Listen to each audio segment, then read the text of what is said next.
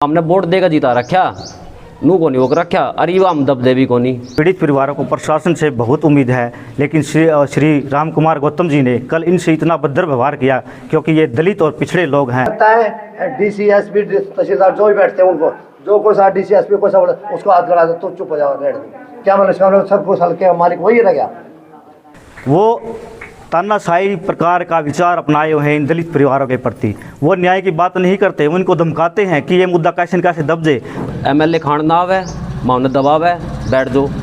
हमने सीधा मुख्यमंत्री से मिलना है और कोई वो नहीं है। अगर एक बात बताओ, मुख्यमंत्री किसका बनाया है? हमारा बनाया होता होगा। सरकार से और जनता के माध्यम से अपील करते हैं, हम 2 तारीख को आने वाली जो 2 तारीख है यहाँ एक धरना प्रदर्शन करेंगे। अगर धरना प्रदर्शन तक सीएम साहब खुद मिल करके यहाँ चल करके आते हैं हमारी मांग मांगने के लिए, इन गरीब पीड़ित परिवारों के लिए हमने जो उचित मुआवजे और एक पक्की परमानेंट नौकरी की जो मांग रखी है इन गरीब परिवारों। शोक सभा में इकट्ठे होंगे और किसी को प्रकार का कोई हल्ला नहीं होगा। हम कानून के दायरे में रैली करेंगे। 4 बजे आए थे वो, पूरा हमने वो वहाँ पे बका के रखा, कदी वहाँ आ जाओ, कदी वहाँ आ जाओ, कदी वहाँ आ जाओ, लास्ट में बोले रेस्ट हाउस में आ जाओ। अगर आपको सीएम साहब से नहीं मिला क्या कर लोगे भाई? क्योंकि जो स्पिद्दों में अग्निकांड हुआ था, आप सब उससे भली भांति परिचित हो। ये बहुत ही दबले कुचले लोग हैं। इनकी पीड़ा को सुनने के लिए इनके पास आज तक ना तो कोई प्रशासन का व्यक्ति आया है, ना विधायक साहब से के द्वारा इनके परिवारों को मिला गया है, ना ही जो पीड़ित परिवार हैं वहाँ कोई रोहतक पीजीआई में कोई कहीं दाखिल है उनकी कोई सुनवाई हुई है, ना इनको मुआवजे के लिए कोई उचित वो दी गई है। और रही बात कल एडीसी साहब ने, एसडीएम साहब ने और हल्का के विधायक श्री राम कुमार गौतम ने वहाँ एक मीटिंग रखी थी इन पीड़ित परिवारों को न्याय दिलाने के लिए, लेकिन इन पीड़ित परिवारों को प्रशासन से बहुत उम्मीद है, लेकिन श्री राम कुमार गौतम जी ने कल इनसे इतना भद्र व्यवहार किया क्योंकि ये दलित और पिछड़े लोग हैं। उन्होंने यहाँ स्पिद्दों की जनता को और ख़ासकर ये दलित और बैकवर्ड परिवार से रिलेटेड हैं जिनकी माएँ बहनें आगजनी में ग्रस्त हुई हैं, मौत हुई हैं, उन्होंने यहाँ दुर्योधन जैसे एक गरीब आदमी का चीरहरण करने जैसी हरकतें की हैं। इनको धमकाया गया है, डराया गया है।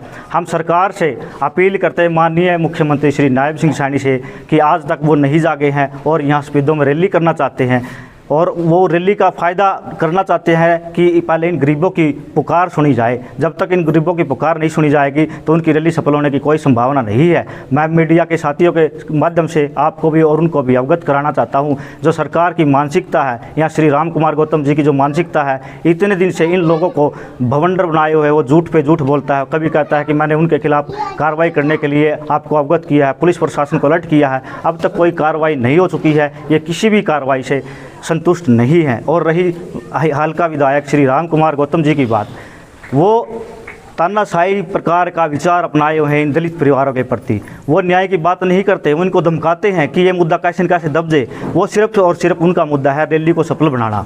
एक बार रैली सफल होगी तो इनकी कोई सुनवाई नहीं होगी, ये आम जनता भी जानती है। और आप भी मीडिया वाले साथी हैं, कल वहाँ गए हुए थे, जब एडीसी साहब, एसडीएम साहब वहाँ आए हुए थे, आपको अंदर नहीं जाने दिया, आपको दरकिनार कर दिया गया क्योंकि आप इन गरीब परिवारों की, कुचले परिवारों की आगे जाके आवाज़ उठाते ताकि सीएम तक ये आवाज़ जा सके। क्योंकि आपको मीडिया के साथियों को भी काटा हुआ, आप सारी चीज़ें समझते हैं। ये बड़ी दर्दनाक हादसा जो स्पिद्दों के अंदर हुआ है, ये बड़ा ही निंदनीय है। इसके लिए हम सरकार से और जनता के माध्यम से अपील करते हैं, हम 2 तारीख को आने वाली जो 2 तारीख है यहाँ एक धरना प्रदर्शन करेंगे। अगर धरना प्रदर्शन तक सीएम साहब खुद मिल करके यहाँ चल करके आते हैं हमारी मांग मांगने के लिए, इन गरीब पीड़ित परिवारों के लिए हमने जो उचित मुआवजे और एक पक्की परमानेंट नौकरी की जो मांग रखी है इन गरीब परिवारों के लिए, अगर वो आकर के सुनते हैं तो अच्छी बात है, वरना फिर हम रैली में उनका समर्थन भी करेंगे। वो भी जानते हैं हम किस तरह उनका समर्थन करेंगे और किस तरह क्या करेंगे। वो आगे का हमारे प्लान रहेगा कि हमें आगे क्या करना है। और मैं इसी बात को और थोड़ा आगे ये बढ़ाना चाहता हूँ कि आप मीडिया के साथी हैं जिनके माध्यम से ही हम आगे विचार प्रकट करना चाहते हैं। कल एडीसी साहब भी आए थे, वो भी आए थे। हमें बॉन्डर बनाया जा रहा है इन गरीब पीड़ित परिवारों को कि मैंने मुख्यमंत्री जी से बात कर ली है, आपको उचित मुआवजा मिलेगा, आपको सरकारी नौकरियाँ मिलेंगी। जब उसको सरकारी नौकरी के बारे में बात कही कि आप लिखित में दे दो, आपकी मुख्यमंत्री जी के साथ बात हो चुकी है, गरीब पीड़ित परिवारों को उचित मुआवजा सरकारी नौकरी की बात हो चुकी है, आप लिखित में दे दो, तो वो बोला इनको मैं न्याय नहीं मिलने दूंगा और इनको न्याय नहीं मिलेगा, तू क्या कर लगा तू कौन है क्या है। मैं गरीब पीड़ित परिवारों के साथ हूँ और जब तक मेरे शरीर में एक खून का कतरा भी है जब तक इनके लिए लड़ता रहूँगा, चाहे मेरी जान चली जाए। और आने वाले 4 तारीख से पहले भी कुछ लोग ऐसे जो आत्मदेह कर सकते हैं और उसका जिम्मेवार श्री राम कुमार गौतम जी होंगे। अगर किसी जान और माल की हानि हुई है 4 तारीख तक, उसके जान माली मान के हानि श्री राम कुमार गौतम, क्योंकि उनकी जो विचारधारा है वो दाबने कुचलने और गरीबों का शोषण करने की विचारधारा है। उनको यहाँ स्पिद्दो में विधायक नहीं बनाना चाहिए था। और हम विधानसभा में भी और लोकसभा में एक प्रधानमंत्री जी को हमने शाम को एक लेटर लिखा है, उनको विधानसभा स्पिद्दो से बर्खास्त करने के लिए हम पूरी मुहिम चलाएंगे। वो स्पिद्दो में विधायक के लायक नहीं है क्योंकि उनकी जो मानसिकता है, उनके विचार हैं, वो हमेशा ही गरीबों का शोषण करने के लिए, पीड़ितों को और पीड़ित करने के लिए रहा है। हम प्रधानमंत्री जी से भी मिलेंगे, मुख्यमंत्री जी से भी मिलेंगे और हम सबसे पहले अपने लिखित में जो बातें रखेंगे वो यहाँ के विधानसभा के जो राम कुमार गौतम जी हैं उनको बर्खास्त करने के लिए हम सबसे पहले यही मुद्दा उठाएंगे। हम इन गरीब परिवारों का तो बाद में मुद्दा उठाएंगे, लेकिन हमारा सबसे पहला टारगेट यही है, श्री राम कुमार गौतम को वापस हिंडानंद के अंदर भेजने का काम करेंगे हम, क्योंकि वो किसी की नहीं सुनता है, उसे गरीबों से कोई पीड़ा नहीं है, वो गरीबों का केवल शोषण करते हैं। धन्यवाद। क्या नाम है आपका? मेरा नाम श्रवण कुमार है जी। कौन सा वार्ड आप? मैं मोड़ा गांव से है सर। हाँ, ये जो सामने ये घर है, ये मेरी मम्मी जी है। 1 महीना हो गया इस घर को ताला लगे हुए है, आज तक कोई भी इसके घर के वो लेने नहीं आए। PGI में रोहतक दाखिल है, ये मेरी मम्मी जी है। ये सामने जो घर पे ताला लगा हुआ है अभी भी दाखिल है। कोई भी व्यक्ति उसके घर तक मिलने नहीं गया है। हमें बहुत दुख है, हमें नहीं, पूरी स्पिद्दो की दुनिया में रोष है और कोई भी इनकी खबर लेने नहीं आया और न इनकी कोई सुनवाई करता, क्योंकि ये पीड़ित और दबे कुचले लोग हैं। ये बेचारे दिहाड़ी मजदूरी करके अपने बच्चों का परिवार पालती थी और उस परिवार के लिए वो ताकि एक टाइम का खाना मुहैया करा सके, लेकिन अब उनके परिवारों में एक चूल्हा भी नहीं जगता। आज आप इस चीज़ से अवगत है कि आज 24-25 दिन हो गए, 24-25 दिन हो गए, आज तक कोई सरकार का नुमाइंदा उनके घर तक नहीं आया उनका बेरा लेने के लिए। नहीं, SIT बनाई है क्या? SIT जो ASP सोनाक्षी सिंह है, क्या वो पीड़ित परिवारों से मिली थी? नहीं मिली है, वो पीड़ित परिवारों से नहीं मिली है। बल्कि मैंने परसों एक ठान ली थी, जितने भी पीड़ित परिवार में हर बंदे के, चाहे वो कोई घायल था या मृतक था, हर परिवार के साथ, हर परिवार के घर पर गया हूँ वो सांत्वना देने के लिए। और आगे भी चाहे मुझे कुछ भी करना पड़े, उन्हें न्याय दिलाने के लिए मैं बिल्कुल तैयार हूँ। मेरे खून का एक कतरा बलिदान हो जाएगा इनके लिए, मैं इनको न्याय दिलाने के तैयार हूँ। 12 कैजुअल्टी हुई है, शिकायत कितने लोगों ने दर्ज कराई? अब तक जो एक शायद काफ़ी FIR दर्ज हुई हैं, जितने भी लोग जिनकी मृत्यु हुई है उनके परिवार वालों की है। लेकिन अब थोड़ा मुद्दा ये था कि भाई सरकार की रैलियाँ वगैरह हैं, सरकार SHO कभी बुलाते हैं, कभी SDM बुलाते, कभी DC बुलाते हैं। इन लोगों को मतलब अभी तक इतनी सूझबूझ नहीं है, लेकिन उन्होंने मतलब कोशिश की है, कुछ न कुछ FIR दर्ज हुई है, लेकिन अब तक 12 की 12 नहीं हुई हैं। कल DC चेक लेकर पहुँचे थे, क्यों नहीं सहमति बनी, क्या कारण था, क्या मांग में थी आप लोगों? इन पीड़ित परिवारों की एक ही मांग है कि इनको ना उचित से उचित मुआवजा और एक सरकारी परमानेंट नौकरी दी जाए। ठीक है, इनका एक ही मकसद है। और जो दोषी हैं उनको उचित कार्रवाई करके उनको सलाखों के पीछे आजीवन कारावास या फांसी की सजा सुनाई जाए। इस पूरे प्रकरण में पुलिस की भूमिका कैसी रही? पुलिस ने बस हमें वो एक लॉलीपॉप जो वर्ड बोलता मैं वो दिया है पूरे प्रशासन ने कि ऐसे हो जाएगा, ऐसे हो जाएगा, लेकिन वो एक दिखावा कर रहे हैं। वो सिर्फ दिखावा ये है कि श्याम साहब की रैली है, ऊपर से प्रेशर है, वो रैली को सफल बनाना चाहते हैं, उनका और कोई मकसद नहीं है। वो सिर्फ और सिर्फ रैली को सफल इसलिए बनाना चाहते हैं क्योंकि उनको पता है अगर रैली फ्लॉप हुई तो यहाँ के SDM, DC, SP, SDM सबको सवाल पूछे जाएंगे, सबको कटघरे में लिया जाएगा, माननीय मुख्यमंत्री जी छोड़ेंगे नहीं किसी एक को भी। वो सिर्फ रैली को सफल बनाने में है, उनका कोई मोटिव नहीं है किसी गरीब परिवार को, पीड़ित परिवार को न्याय मिले। आज की प्रेस कॉन्फ्रेंस के माध्यम से सीधा 4 तारीख को रैली है, विकास धन्यवाद रैली नई अनाज मंडी में, मुख्यमंत्री से कोई संदेश देना चाहेंगे? मुख्यमंत्री जी को तो ये संदेश आपके माध्यम से अभी भी चला गया होगा, लेकिन मुख्यमंत्री जी को हम यही संदेश देना चाहते हैं कि माननीय मुख्यमंत्री जी, या तो आप कल आकर के स्पिद्दो के अंदर इन गरीब पीड़ित परिवारों से मिले, वरना फिर आपकी जो रैली होगी आपको पता है क्या होगी। अगर आप हमारी सुनवाई नहीं करते, हम जनता जनार्दन है, हर चीज़ का जवाब देने के लिए तैयार हैं, क्योंकि जनता ने आपको राजा बनाया है और आगे भी हम आपको राजा बनाने के लिए अग्रसर हैं और आपकी रैली को सफल बनाने के लिए हम बिल्कुल तैयार हैं, अगर आप आके हमारी भावनाएं सुनेंगे।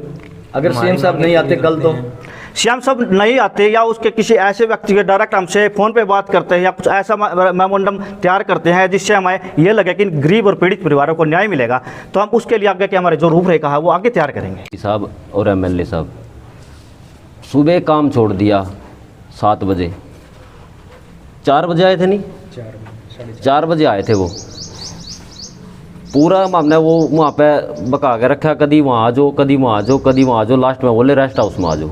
और वहाँ पहुँच के क्या खाओ, MLA खान ना आवे, मामले दबाव है, बैठ जाओ।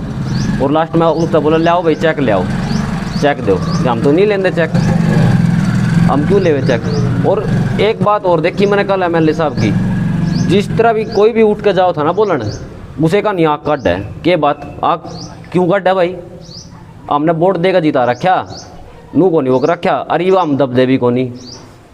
2 तारीख, कल 2 तारीख है, सारे समाज का मेरी विनती है भी वहाँ ज़्यादा से ज़्यादा संख्या में पहुँचे नक्षत्र हॉल में, और रैली को हम विरोध करेंगे दब के। क्या टाइम रहेगा कल? कल सवेरे 10 बजे। और 1 मिनट, शिकायत आपने ही शिकायत दी? हाँ जी, मैंने शिकायत दी थी 7 तारीख को।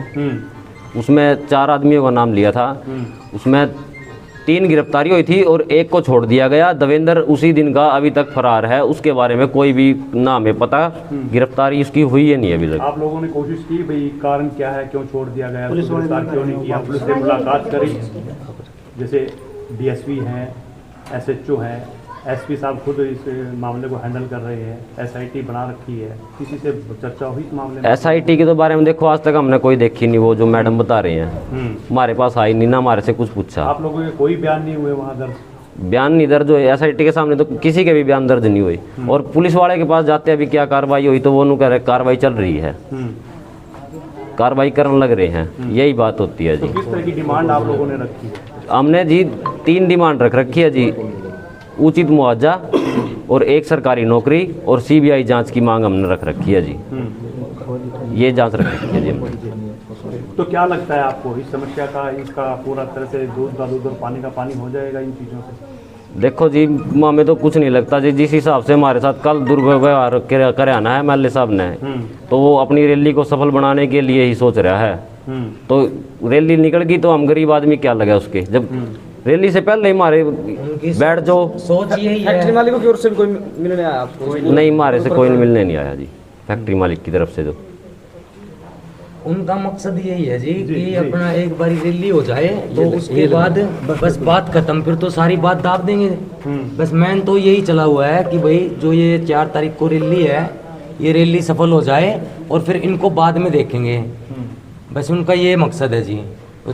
जो कल शाम को यहाँ बैठे थे रेस्ट हाउस में, वहाँ भी कोई अच्छा वो नहीं, ये जो गौतम जी हैं, जो भी उठ के बोल रहा था उसको अपना जो कुछ भी बोल रहा है उसको ताड़ के बोल रहे हैं कि हाँ भाई तेरा क्या लगता है, तू कौन है, तू क्या कर रहा है, ये बस ऐसे ऐसे करके उसका भी हमें व्यवहार अच्छा नहीं लगा जी। हाँ, दबाव की अपना कि भाई ठीक है अपना मान जाएंगे, नहीं मिलाएंगे तो क्या कर लेंगे, ये बोल रहे थे। आप लोगों ने सहमति जताकर बोल रहा था भाई सीएम साहब से हमारी मुलाकात कराने में? हाँ जी बिल्कुल बोला था, सहमति की भी हमारी मुलाकात करा देगी।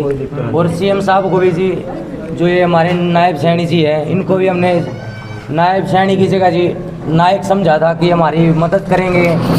और जो ये हमारे गौतम जी हैं, इनको भी समझा था कि भाई हमारी आगे जाके ये मदद करेंगे, लेकिन ये कोई लिपा पोती कर रहे हैं जी सारे मिलके। इनकी कोई सलाह ही है कि भाई हाँ अपना चुपचाप कीड़े मकोड़े हैं, गरीब आदमी है जी, अपना क्या करेंगे, ये ज़्यादा से ज़्यादा हाँ हुल्ला करेंगे, अपना चुपचाप बैठ जाएंगे, फालतू बोल लेंगे, लाठी चार्ज कर देंगे, डंडा मारेंगे, दबा देंगे, बस मरने थे जो मर लिया है, जिसका नाश होना था नाश हो लिया जी। अब आगे देखो जी, 2 तारीख की आज जोड़ के आए, प्रार्थना है जी ज़्यादा से ज़्यादा एक बार वहाँ पे आए, आके जी हमको आश्वासन जो भी है हमको न्याय दिलाए जी, बस रिक्वेस्ट आपसे हाथ जोड़ के। डीसी और एडीसी भी वहाँ पर मौजूद? हाँ बिल्कुल मौजूद थे जी। कुछ बोल ही नहीं रहा था, राम कुमार गौतम ही खाड़ ना रहा था, डीसी तो कुछ बोल नहीं रहा था, एसडीएम भी कुछ भी बोल, एक साइड में एसडीएम बैठा था, डीसी बीच में बैठा था, डीसी कुछ बोल रहा था, नो हाथ दर्द है उसके राम कुमार गौतम, और वो ही खाड़ ना आवे, यो उठा बोलने खातर इस तनु बोला तेरा के लागे था भाई, कौन था थारे करता है, मेरी माँ थी, अच्छा बोल भी।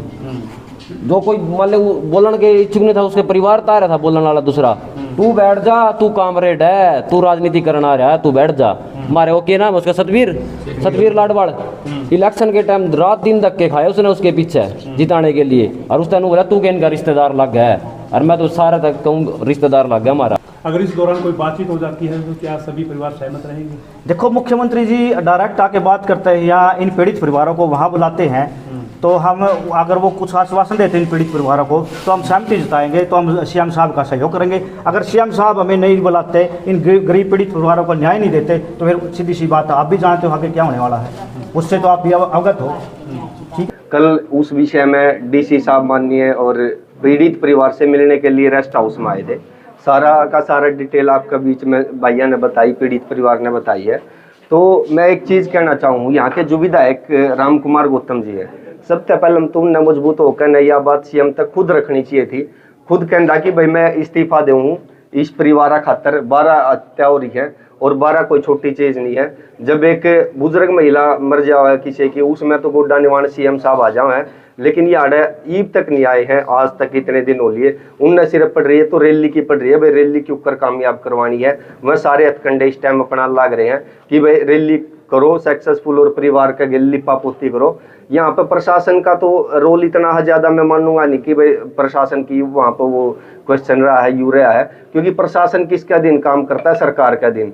और जो भी ऊपर तक डायरेक्शन आओगी वो डीसी साहब का होगी। डीसी साहब एसडीएम को देंगे, एसपी को देंगे और एसएचओ को देंगे। यहाँ पर अगर आप पूरा का पूरा वो काटोगे ना कंक्लूजन, तो यहाँ पे आके ये निकला है कि भाई परिवार को यहाँ तक सीमित करना चाहो कि भाई एक चेक दिया और उसको चेक को मतलब वही की वही मामला दबा दिया जाए ताकि 4 तारीख तक की रैली हो जाए। कल पूरे मीडिया के सामने पीड़ित परिवार ने भी कह दिया था कि भैया 5 लाख रुपया का चेक हमने नीचे वापस दे दिया था। और ऊपर तक जो इंस्ट्रक्शन आई है डीसी साहब के पास आई है, उससे हिसाब से 5 लाख का चेक लेकर आए थे। लेकिन मैं आप तक क्लियर बता दूं, ये दिव्या कुशला परिवार है, इनको शोषित परिवार है। अगर कोई लैंडलॉर्ड परिवार होता तो ईद मना के कई मंत्री आ जाते। ये कृष्णलाल पवार है, बिल्कुल 2 कदम पे है, मतरोडा के हैं, वो इसे समाज से बिलोंग कर रहे हैं। और ये सिर्फ एक समाज के नहीं है जो पीड़ित परिवार है, खुद नायब सैनी जी जो उनसे समाज से विधायक है ना, मुख्यमंत्री हैं, उस समाज की है, सैनी समाज के। अगर यहाँ पे विरोध हो है तो वो डायरेक्ट पीएम तक जाओगा। इसने हल्का में नहीं ले सकते आप। 12 मौत हुई है, कोई मजाक थोड़ी हो रहा है कि भाई यार इनकी वैल्यू कौन समाज की, इनकी वोटा तो बने हो आप। आज सीएम का पद पर पहुंचे हो तो किसका बदौलत है? यू समाज एससी ओबीसी सब मिलकर तो बना है। जब ये तो आगे वोट कौन करेगा? ये विपक्ष भी चुप बैठा है ना, कांग्रेस सुध ले रही। इन परिवारों के बीच में मिलन कौन आया है कि बात इनकी वोट नहीं चल दी या फिर इन सिर्फ यूज कराया और तोड़ के फेंक दिया। माननीय डीसी साहब, आप इसमें परिवार तक अगर मैं बात करूंगा या फिर परिवार बात करेगा तो विधायक का रोल खत्म कर दिया, क्योंकि वो सुनने को तैयार नहीं है। ये मत सोचो कि भाई एक उसकी उठा रहा आवाज है, सर्व समाज की आवाज है। 2-3 समुदाय इसमें है, बिरादरी शामिल है। कदे नू सोच रहे भाई ये सारे मतलब नू है हमारे समाज की वैल्यू है। और वह दिखा भी देंगे। सीएम साहब आप आके देखो, हमारा बहिष्कार है, 2 तारीख ने हम सारे के सारे जाओगे, संविधान की गरिमा में रहोगे, कोई भी गलत या अनैतिक कार्य नहीं करेंगे। और प्रशासन तक और सरकार तक मतलब आम जनता तक हम अपील कर रहे हैं कि भाई हमारा उद्देश्य कोई उड़दंगबाजी नहीं है, कोई गलत काम करना नहीं है।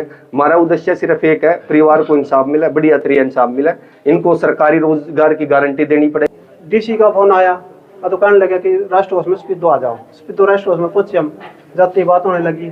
तो मैं बोलने लगा तो मकाम को कुछ नहीं चाहिए, मकाम को तो सिर्फ मुख्यमंत्री से मिलना है और कोई वो नहीं है। तो पता क्या जवाब दिया गौतम ने, नो बोला कि अगर नहीं मिलाऊंगा मेरा क्या कर लोगे। ऐसे भाषा है यहाँ के विधायक की भाषा है, बिल्कुल गलत है, उसको बोलने की तमीज नहीं है, बिल्कुल गलत। तो मेरा क्या कर लोगे। आपने घोषणा की थी भी मृतकों को 5 लाख रुपए, घायलों को 2 लाख। हमारे साथ कोई विश्वास नहीं आया उनको। कुछ लोग लेके भी आए फोटो खींची उनकी विधायक जी के साथ, ऐसा है कि कहा था तो होता ही ऐसा। और आखिर में जब विधायक जी जब वहाँ से जाने लगे, इस मीटिंग के बाद जो पीड़ितों के साथ मीटिंग हुई थी, उसके बाद उन्होंने कह रहा था कि मुझे बहुत अफसोस है इस चीज का कि जो बात कोई अफसोस नहीं है, लिपा पोती में चल रहा है। अफसोस किसका होगा? उनका रवैया सरासर गलत है, सरासर गलत है, बोलने की तमीज नहीं है। हर आदमी को खाने के लिए आते हैं क्या भैया? ये परिवार के कुछ लगते नहीं। आप थोड़ा साथ हो जाओ इनके बाद। सिर्फ वोट का ही महत्व है क्या बस इन परिवारों के लिए? क्या बोला उन्होंने, अगर आपको सीएम के साहब से नहीं मिला क्या कर लोगे भाई?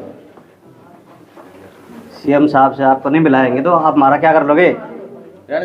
इस बात का मुद्दा क्या है, जरा समझाओ उसको। विधायक जी थोड़ा सा इस बात पे ध्यान दो, हमारी वोटों से बने आप। बिल्कुल थोते झूठे वादे कुछ नहीं है। तो अभी तक आप अपने पैसों से इलाज करा रहे हो? अपने पैसे घर से पैसे भेज रहे हैं।